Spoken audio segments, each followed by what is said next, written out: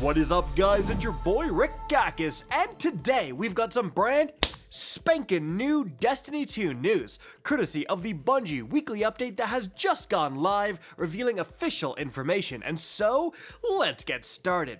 Now, first things first, what's been going on this week for Destiny 2? Well, at the Tuesday weekly reset, a couple of things happened. First of all 3 dungeons are now available to play with the Rite of the Nine, with the featured one being the Spire of the Watcher. There's also a new holofoil quest over at the Emissary, guys. Then also, there is the final Iron Banner of the season going on right now. So, honestly, I had a friend coming back and saying like, hey, I'm gonna start playing again. What weapons should I get? Because I haven't played in a while. And the first thing that came to my mind was the Tenacious Mastery. It is so unbelievably good. So if you have been ignoring that, I would highly recommend doing a little bit of Iron Banner just to get a Tenacious with Chill Clip, right? But aside from that, that's pretty much it. However, something pretty important happened in the world of Bungie that wasn't related to Destiny 2, and that is Marathon has been delayed indefinitely. And if you want to know all the details of that announcement and my analysis, definitely check out the full video I made on that linked right up above. But yeah, if you had it in your calendars for, I think it was September 23rd, might as well take it out, because that's not happening. Now, moving on from there, guys, let's get to the brand new information within the TWAB. And first off, I gotta say, after skimming through, it is a massive one this week, guys. You know, get comfortable, get a snack, because we're gonna be here for a while. There is a ton of changes. First of all, important announcement, tune into our next developer stream. That's right, on the upcoming Tuesday, June 24th at 10 a.m. Pacific, so reset time, they're going to be streaming the Edge of Fate developer livestream part 1, guys. They say we'll have a dev team on the floor ready to share many details about Armor 3.0 and the new ability stat system to show you some new weapons and more. So definitely I'm going to be watching that and then making a breakdown video after. As well, if you do show up and watch it, if you watch for at least 15 minutes, you'll get this emblem, guys. Moving on from there, Bungie talks about the Rite of the Nine continuing and the calendar that they've slightly changed. I'm just going to leave this on screen. I went over this, I think, in the last TWAB, so if you're interested in that, definitely just pause and read. But moving on from there, this is where things get juicy. So, melee damage is changing in the Edge of Fate. So, Bungie says, hello there. Okay, this is the Destiny 2 Sandbox team, ready to talk about one of the most significant systemic overhauls coming in the Edge of Fate, additive melee damage stacking. The short version is, almost all sources of increased melee damage are buffed. All sources of increased melee damage stack at full efficiency in PvE, and we are using additive damage increase calculation for melee damage, guys. So what does that actually mean? Well, here's how damage worked in the past.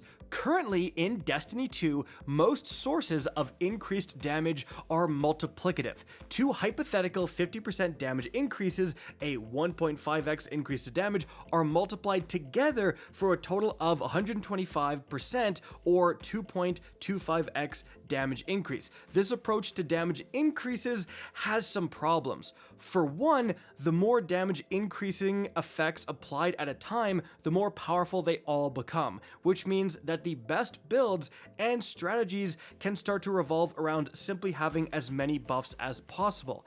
This is a pattern we saw in Destiny 2 prior to the mutually exclusive empowering damage buff system for weapons.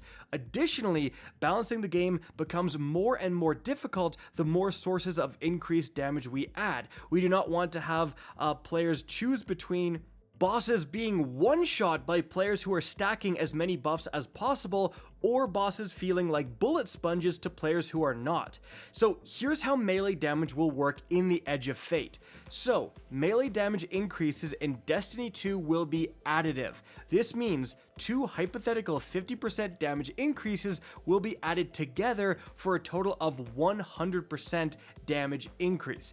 Now, this does result in a lower damage ceiling for melee abilities, and it is unlikely that most bosses will ever be one-shot with melee abilities going forward.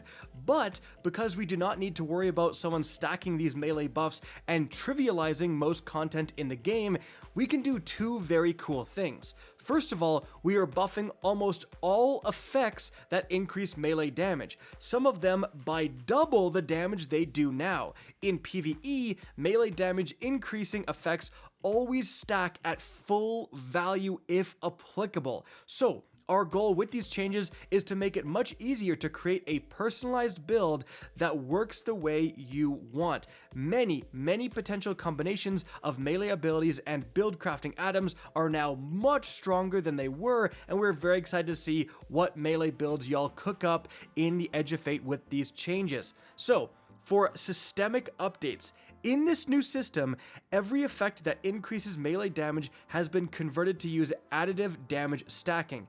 Every item that has been changed as part of this has been listed below, and we're going to go over all of them. With a single exception, the new melee stat introduced with Armor 3.0 increases the damage of melee abilities when going over 100 points, up to an extra 30% at 200 stat. The damage bonus provided by this stat is considered to be an increase to the base damage of a player's melee attacks and abilities, and is multiplicative with other damage increases. In short, if you're putting together a melee build, you'll want to get your melee stat as high as possible. Additionally, melee damage no longer scales scorch and ignition damage generated by melee attacks. The logic behind this change is similar to the logic underlying the jolt damage scaling changes we made a while back.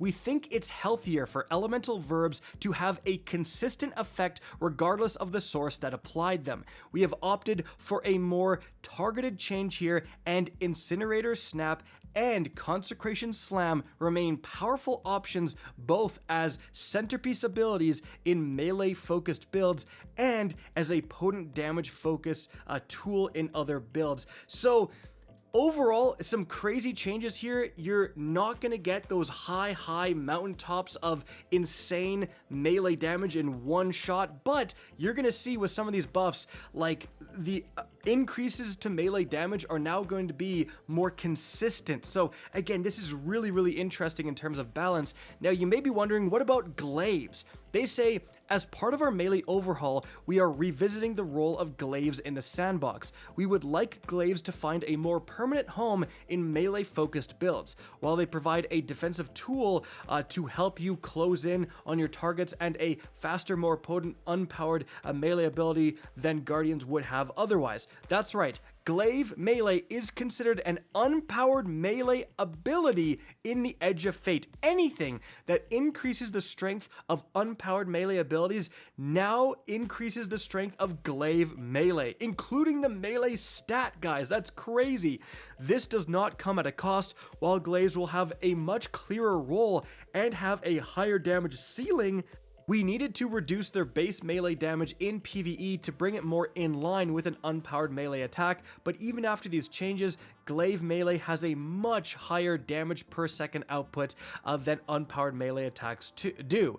In short, if your build relies on unpowered melee damage, Glaives will be the best way to increase your unpowered melee DPS even further. So, Glaive Melee is now considered a type of unpowered melee ability, and so yeah, they show that Syntheseps, Knockout, Offensive Bulwark, Combination Blow, all that stuff will improve them. Glaive Melee now triggers all effects that are triggered by any melee ability, so they no longer benefit from some weapon damage bonuses such as Radiant, unfortunately, but effects that modify the behavior of basic melee attacks, such as Knockout and all that stuff. So you could heal off Glaive Melees now with Knockout. Ooh. Glaive melee damage in PvE has been adjusted, so against minors been reduced by 40%, against champions and mini bosses reduced by 28.5%, against bosses reduced by 50%. So here, guys, are all the changes to melees. Again, so far it's a bit of a nerf for melee builds, because again, a lot of them were relying on stacking all these melee increasing buffs to do a ton of damage. Specifically, the Consecration build, you know, it is losing the ability to have super powerful ignitions. But when we go over this, things might change. First of all, the Facet of Courage. PvE melee damage bonus increased from 10% to 50%.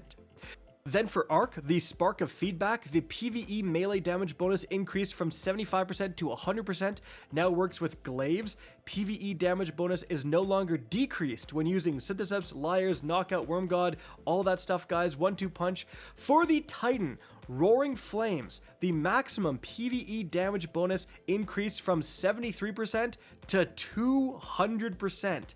So, as a note, Roaring Flames increases solar ability damage, and therefore it's not going to work with Glaives. And the melee damage bonus is no longer decreased when using Peregrine Greaves, Worm God Caress, all that stuff again. Knockout, PvE uncharged melee damage bonus going from 100% to 160%, PvE charged melee damage bonus going from 50% to 160%.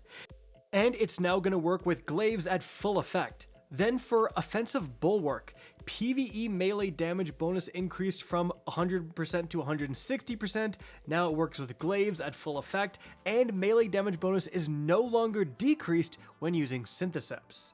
For Banner of War, melee damage bonus for user and allies increased from 40% to 100%. Melee damage bonus is no longer decreased when using Worm God Caress and all that stuff. The damage bonus provided to Blade Fury's melee attack is unchanged. So I just want to pause for a sec. I made a video recently saying that the Consecration Titan was looking to be insane in the new season with the increase to melee damage coming from the melee stat, which again is still multiplicative, right? And there are so many new seasonal artifact perks that help the Consecration build. Now, it took a hit today, right? That video maybe isn't looking as good considering that you're not going to get those massively powerful ignitions and you're not going to be able to get the multiplicative damage bonus. But at the same time, that video is also aging well because all of these increases are insane. Like Knockout, guys, your Consecration from Knockout goes from 50% more damage to 160% more damage, right? And so it's like, I really don't know what to make of these changes, right? Bungie definitely did nerf melee builds by changing it to additive, but they've also done a very good job here of delivering some very significant buffs. So maybe you won't be able to reach like the super high highs where you stack every single buff into one and then you just absolutely nuke a singular target, but you're going to be able to get way more consistent damage bonuses, right? If you just have Knockout active, right? Like let's say you don't have the Spirit of Syntheseps active because you're not near a bunch of enemies, you're just near one. Well, Knockout is way more potent. So yes, it's not going to be able to reach those high highs, but it's also not going to be reaching those low lows. I think at a base level, stuff like the Consecration build and other melee builds just went up significantly. They're way more consistent at increasing their damage now because you only need one effect to be active to get a significant damage bonus, right? So that is very, very interesting. Now, continuing there, for Hunter here, guys, for the Stylish Executioner, PvE melee damage bonus increased from 200% to 300%. Now works with Glaive, now works with every melee ability if the ability makes contact while you are leaving invisibility, guys. In other words, projectile melees like Threaded Spike will work. Combination Blow, the maximum PvE damage bonus increased from 309% to 400%. Increased melee damage now works with Glaive, now works with Ascension in PvE at full effect, now works with Grapple Melee at full effect. So wow, again, like really gonna have to play the live game, frankly. Like I did play the live game, but you know, I didn't have enough time to test all these crazy changes, but this is a very promising change here. Again, I think it's gonna bring a lot of maybe lesser used melee builds up, and again, you just need one of these bonuses to be active to get a significant damage increase. Now moving on from there, exotic armor changes, guys. First of all, for the Hunter, The Arthur's Embrace, whatever they're called, PvE weighted throwing knife damage increased from 200% to 300%. Jeez. Liar's Handshake and Spirit of the Liar, PvE base melee damage going from 200% to 400%. Ophidia Spade, maximum PvE throwing knife damage increased from 100% to 200%. Triton Vice, PvE glaive damage bonus increase from 100% to 200%. Then for the Titan, Heart of Inmost Light, maximum PvE melee damage bonus increased from 20% to 50%, now increases the damage of unpowered glaives as well. The Peregrine Greaves, shoulder charge ability impact damage bonus against non-champion, non-tormentor, and non-mini-boss targets increased from 363% to 400%. Syntheseps, so the melee damage bonus is unchanged at 165%, and Spirit of Syntheseps as well. Melee damage bonus is no longer decreased when using Combination Blow, Stylish Executioner, and the Glaive melee, and damage bonus is still decreased against players when using Lightning Surge. Wishful Ignorance, the maximum PvE Frenzied Blade melee damage bonus is increased from 100% to 200%. Maximum PvE Flechette Storm damage bonus increased from 50% to 200%.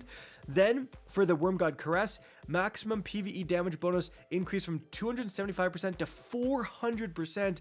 And melee damage bonus is no longer decreased when used with Roaring Flames or Glaive melee. And then for Warlocks, Winter's Guile, maximum PvE damage bonus increased from 275% to 400%, guys.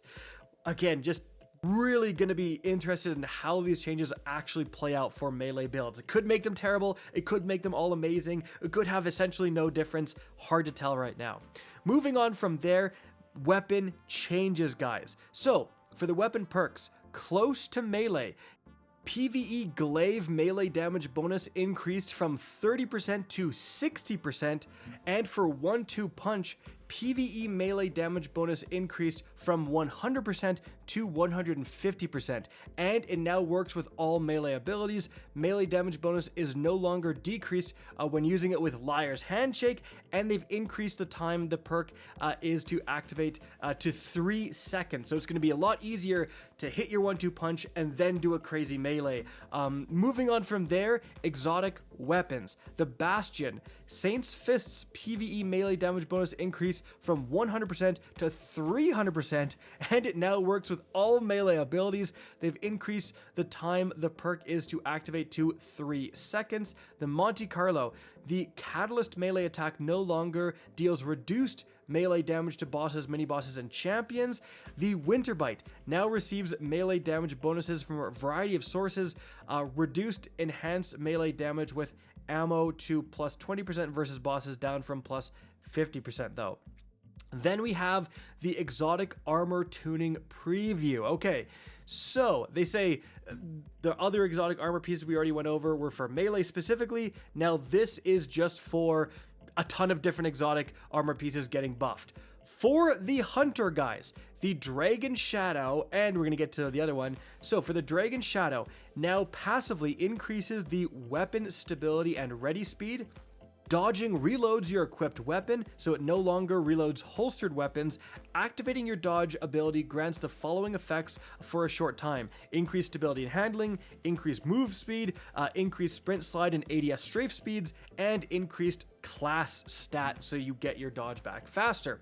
Then for speed loader stacks kind of as well, they say that they've adjusted the tight fit perk so that dodging reloads all weapons and grants increased handling and reload speed if you are nearby allies. While this buff is active, additional dodges increase the strength of the buff and refresh the timer. Dealing sustained damage grants class ability energy. All right, interesting. Moving on from there, the Mask of Bacchus. So effects are now active when either an arc or stasis super is equipped. Okay, they've reworked Light Shift. No longer provides a non-stacking surge damage bonus, now grants plus 10% damage for eligible weapons, stasis weapons, arc weapons, and the Lord of Wolves per stack. Stacks up to 3 times, and while active, a weapon final blows grant class ability energy. This could be insane for DPS. So, because it's no longer a surge, like you're just gonna actually get a stacking damage bonus here. Wow, that could be crazy. Then for the Khepri's Sting, guys. So they've removed the automatic smoke bomb activation when using a melee attack, removed True Sight when dealing damage with a smoke bomb, and they've added killing weakened targets creates a burst of weakening smoke and returns smoke bomb energy. That could actually be crazy. Like, you're just going to get constant smoke bombs back. Whew. Then for Oathkeepers, increased maximum damage bonus from 150% to 200% now provides more of the total damage bonus earlier in the overdraw. All right, okay. Then for Blight Ranger, they've fixed an issue where cancellation damage was not consistently scaling based on Voltaic Mirror progress. They've adjusted Voltaic Mirror meter behavior, now requires 25% less reflections to reach maximum and fills more evenly, and blocked melee attacks now count as reflection, and the maximum cancellation damage increased by 50%. This is in addition to the fix above. The minimum cancellation damage increased by 150%, now always applies blind before dealing damage, and they've updated a bunch of the other stuff. So, for the Titan, the Crest of Alpha Lupi, so they've added additional effects. Sustained damage while behind a barricade triggers another smaller healing pulse, very interesting. Healing your allies grants barricade energy, so potentially this could be very good for the Storm's Keep Titan. You're already putting out a Storm's Keep to boost your entire team's damage. Now you are going to be healing them in this as well. It could potentially let your Warlock use something aside from a well. Like if you have another way to get Radiant on everyone, it could open up some interesting team comps. Then for the Phoenix Cradle, guys. They've updated VFX on sunspots while the user has Phoenix Cradles to look more clearly supportive to allies. They've added additional effects. So dealing sustained solar weapon damage in a sunspot extends its duration. Providing solar buffs to allies has the chance to create a sunspot at your feet. So a lot more of a supportive role there. Interesting. Then for the MK44 stand asides, sprinting with Juggernaut active periodically grants you a stack of static charge. Sprinting while amplified creates an area behind you that grants allies speed booster. That's kind of interesting. Then the Path of Burning Steps. They've increased the solar damage and solar ignition damage based on the number of stacks of Roaring Flame you have. So Roaring Flame times 1, 2, or 3 grants plus 10, 15, or 20% bonus solar weapon damage and plus 5, 10, or 50% bonus ignition damage, and it stacks with surge mods now. So again, this could be some crazy high damage. And it reduces the duration of suspend, slow, and freeze effects applied to you. Interesting. Then for Abeyant Leap, now increases the duration of suspend applied by enhanced Dranger's Lashes. After that, we have the Actium War Rig, so now auto rifle or machine gun final blows increase their stability, ammo generation, and damage stacks up to 10 times, higher stack counts expire more quickly. This could actually be insane because Actium War Rig already gives, I'm thinking the more powerful machine guns like the Thunderlord, constant ammo generation. You will never stop shooting your Thunderlord or whatever machine gun you're using, but now you actually have a chance to increase damage. That could be really juicy. Moving on from there, for the Spirit of Alpha Lupi. On the Stoicism, they've added healing your allies grants class ability energy. That's pretty darn good. Then for the Warlock, guys, Starfire Protocol. So now also activates on radiant damage. Ooh, that's a big change, right? Like when Starfire was insane, you were just getting constant grenades over and over and over again. The DPS meta was literally having Warlocks with Starfire constantly throwing fusion grenades. having it also activate on Radiant is so much more consistent. They've also increased the fusion grenade energy gain from dealing damage from 2.5% to 5%, and they've reduced fusion grenade energy gain from final blows from 20% to 15%. So a little bit more DPS oriented now. Then, the Wings of Sacred Dawn. Combatants are less accurate towards you while Tome of Dawn is active, similar to the Manticore, and while a Solar Super is equipped, Solar Weapon Final Blows now grant restoration and reload your stowed weapons. Guys, this is actually insane for survivability. Like a guaranteed restoration for simply getting a kill with a solar weapon. And there's no shortage of good solar weapons. That's really, really good for maybe like solo stuff. Like that's crazy good. Then for Fellwinter's Helm. So they've added powered melee damage weakens targets, applies a 15% weaken, and weaken effects applied by the burst via melee or finisher final blows are unchanged. Then moving on from there to the Prometheum Spurs. So they've reworked the perk Embers of Light. While a Solar Super is equipped, weapon defeats grant class ability energy, and weapon defeats in a rift grant a different solar verb depending on the rift. So while in a healing rift, weapon defeats create a pulse that grants radiant to you and nearby allies, and then while in an empowering rift, weapon defeats instead grant cure to you and nearby allies. So kind of like giving you the benefit of the opposite rift depending on which one you're in. That actually sounds not bad. Then for Boots of the Assembler. So a lot of changes here. Noble Seekers no longer spawn in waves and instead spawn at a constant rate based on fireteam size. So the average number of Noble Seekers produced per 8 seconds is unchanged. It will produce 1 per ally in that period of time. Then the tracking range changed to 40 meters from 20 to 40 based on the time alive. That's crazy.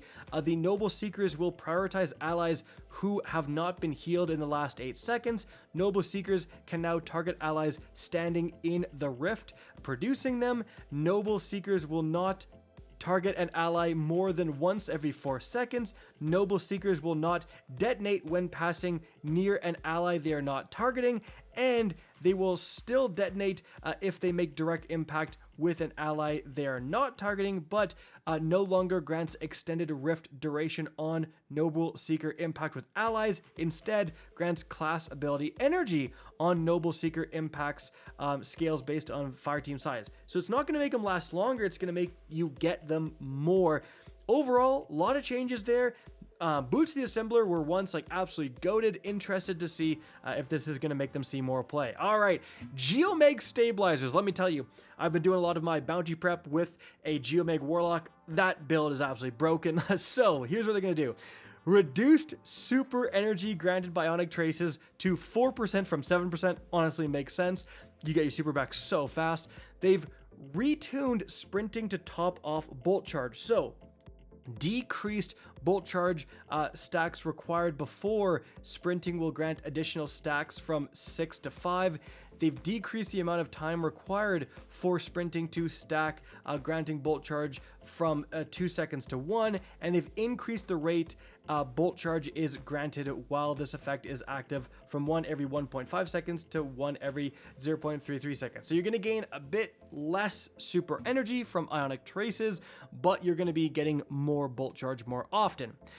And that finally concludes the sandbox changes. Let me know what you guys think, especially those melee changes. Like, they're just so interesting. Massive buffs, but also that kind of mechanical nerf hanging over it. Like, really, really interesting changes there. Moving on from there, they say the final shape Bungie rewards guides. So they just showed out that if you want your final shape Bungie rewards, you better get them. They show some images of like what you can get, and guys, that is going to be it. Hope you enjoyed this video, found it informative, and if you did, please remember to help me out by simply rating and especially sharing this video. If you guys want to see more Destiny 2 content similar to this, don't be afraid to slap that subscribe button. If you want to get in touch with me and keep up to date with the latest channel activity, the best way is to follow me on Twitter at RickCactus. That is linked in the description down below. Again, I hope you enjoyed the video, and as always, have a good day.